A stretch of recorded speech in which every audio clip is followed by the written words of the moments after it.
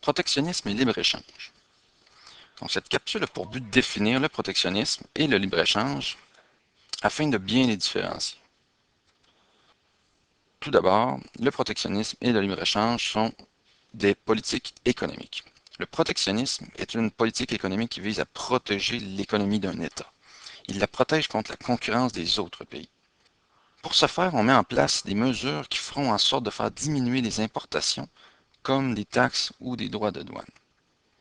Donc les importations, ce sont des achats que l'on fait de l'étranger, donc des produits étrangers qui rentrent au pays.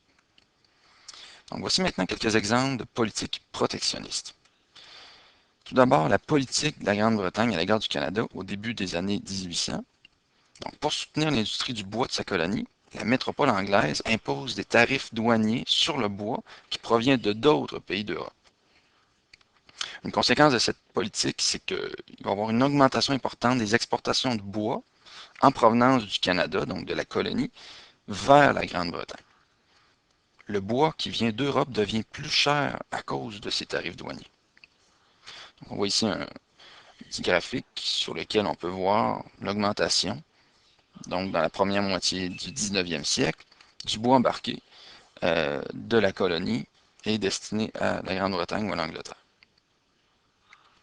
Un autre exemple maintenant, la politique nationale de 1879 de John A. Macdonald.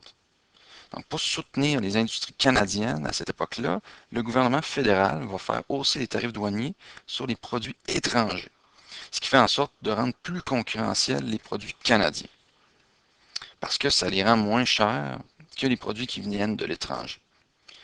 Maintenant, le libre-échange. Le libre-échange, c'est l'opposé du protectionnisme. Il vise ultimement à éliminer toute entrave, toute barrière au commerce. Donc, le libre-échange permet, entre autres, d'augmenter la circulation de biens et les échanges commerciaux en général.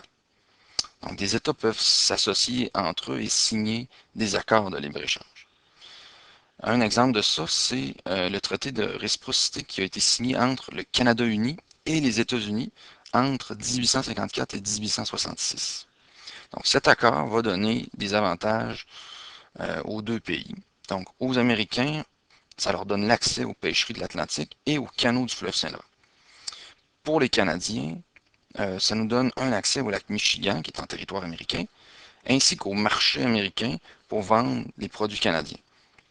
Donc, on a accès finalement, on peut vendre dorénavant nos produits aux États-Unis également, qui ont un marché de consommateurs beaucoup plus important que le nôtre.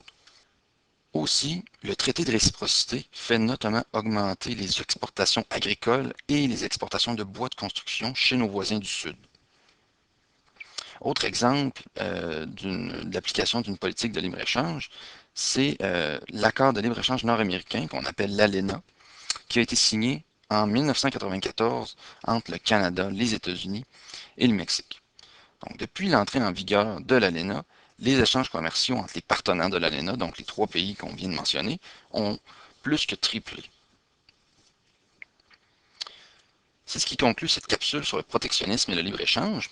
Si vous voulez en savoir plus, vous pouvez consulter la bibliothèque virtuelle d'AlloProf.